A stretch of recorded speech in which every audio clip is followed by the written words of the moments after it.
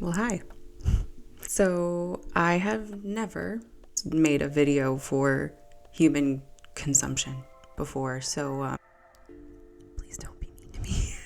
This world we live in, it is not a good time.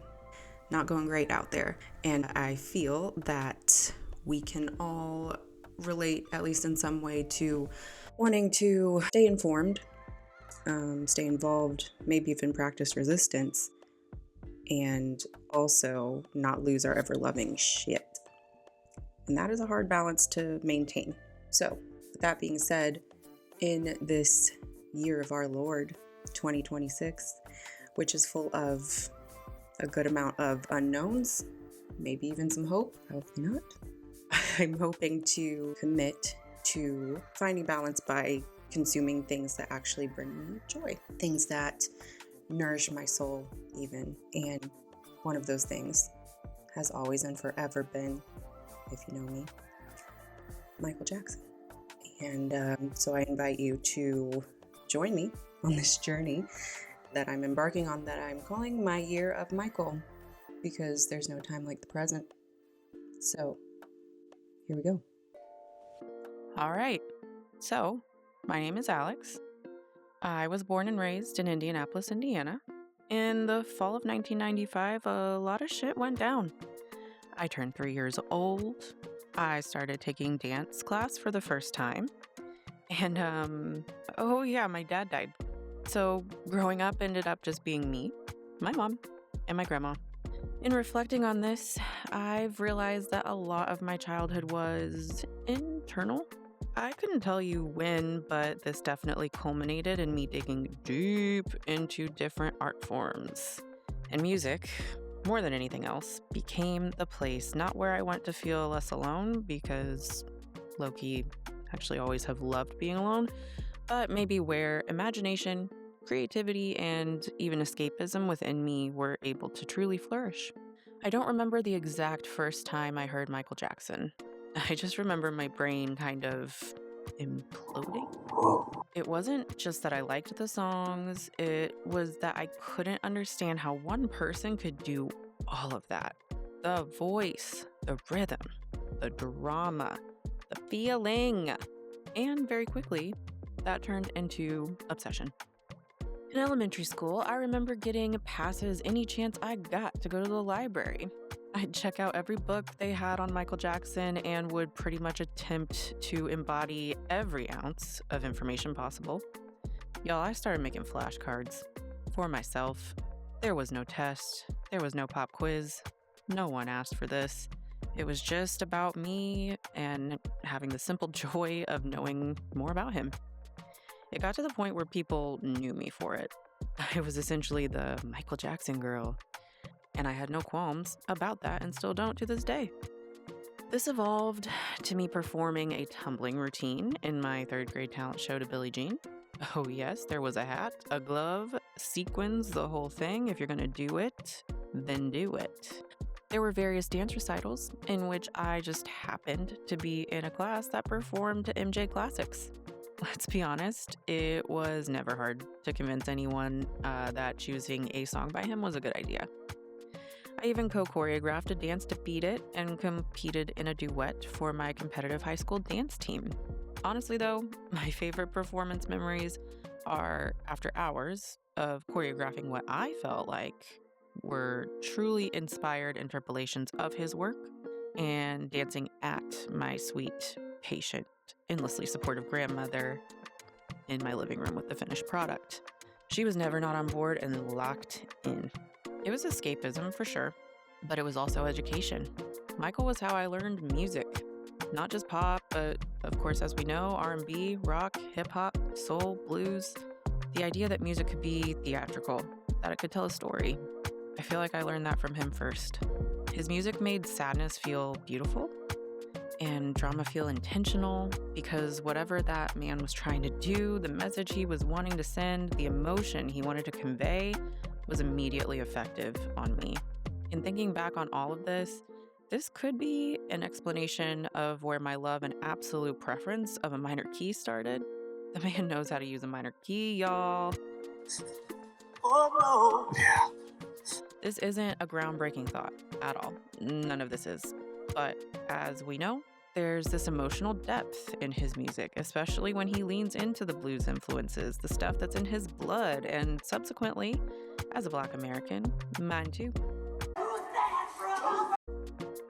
The way a simple key change can make me feel like my entire heart is going to fall out of my butt, yeah, it's all very important. That kind of emotional complexity, it stayed with me, and I didn't think it's ever going to leave. And then there were the short films. As a dancer, they were everything. But looking back now, I think they also had a heavy influence on my future cinephileism that I also speak about ad nauseum per no one's request. Hell, Thriller and Ghosts might have been my true gateway drug into my deep obsession for horror specifically. The atmosphere, the makeup, the commitment to the bit. This man had no limit to how he could introduce me to something new and worth diving into over and over again.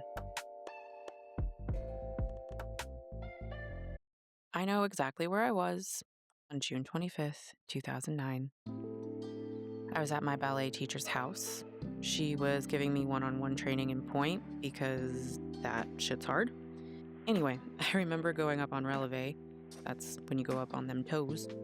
And her daughter, a dance friend / classmate of mine at the time, from the other side of the house yells, "Hey, I think Michael Jackson died?" Disbelief is the only thing that's coming to me here as far as how I felt.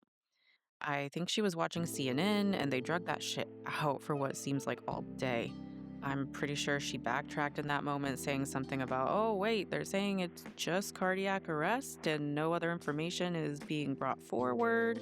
And then her mom and I were just running little ballet drills while getting, now in hindsight, pointless updates on whether or not the king of pop was for real dead or not. Talking about it now, I'm realizing how poetic it is to me that I was literally dancing when the nation got the news.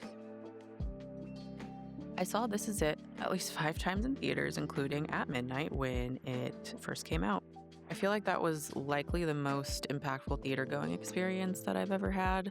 And I know that there's a lot of lore and drama around the whole This Is It production, and also the film and everything about that. And, maybe that's something that we'll get into in the future. But as far as the memory goes, I felt like it was a gift to the fans. I won't waste time trying to articulate further what it felt like to lose Michael Jackson. We all know what that felt like, at least to an extent. I will say one thing I remember is almost going out of my way to sort of mute my response and big feelings on it because I guess I was insecure, or something about what a big deal it really felt like to me felt low-key embarrassing. And so anyway, it also was kind of silly for me to hide. I was in the same school system with people who had known me since I was reading off self-made MJ flashcards to myself in class, so who was I really fooling? I do think a lot of people were checking on me specifically like, bitch, is you good? One other little tidbit of information here is a significant connection to my dad. My dad was born on May 31st, 1958 in Gary, Indiana, and MJ was born on August 29th, 1958 in Gary, Indiana. I never heard the story from him because, dead. But per various sources, including my mother, he performed in a talent show that the Jacksons did as well, and his group allegedly beat them. I haven't done a deep dive into this story. I know that the Jacksons did multiple talent shows in Gary before they made it big, but it's definitely my go-to fun fact when subjected to forced icebreaker situations. My mom also found photos of my biological grandfather recently, and I'm not saying anything here, but the man sort of resembles someone in that family too. I don't know, I'm not saying anything, but I'm just, Yeah, the point is I feel a connection like literally every Black person in America does to this man and his artistry. But just feeling like I'm an eighth of an inch closer to there actually being one gives me a glimmer of joy every once in a while, okay? And let me have it. This series isn't about convincing anyone of anything. It's about understanding my relationship to an artist who's shaped me emotionally, creatively, spiritually, across different versions of myself. So, in summation, because the world sucks. And the biopic or biopic, I feel like everyone's saying biopic right now, and I don't know what's the right thing, and whatever. Anyway, it's coming out this year, and don't you worry, I'm totally fine. I'm totally chill about it. I am not freaking out. I am not panicking. I may or may not have a safety plan written out for friends and family to have at the ready, especially if I choose to see this in IMAX. I'm chill. I'm cool. This is ironically me slowing down and looking back and letting myself sit with why all this still matters so much, aside from what's always felt like the obvious to me. So, this is my year of Michael. And I'm not totally sure where it'll take me yet, but I think that's kind of the point. In some ways, my intention is to just feed into my reignited passion and have an excuse to become even more obsessed somehow while simultaneously producing content about it that literally no one asked for. But alas, like my man Mike, I can't help it if I wanted to, can't help it even if you get it. All right, that's enough of that. Will you be quiet, you fat-headed rascal? Thanks to my best friend and maybe my husband for watching, and I'll look forward to talking at you about my fixations again so soon. Bye.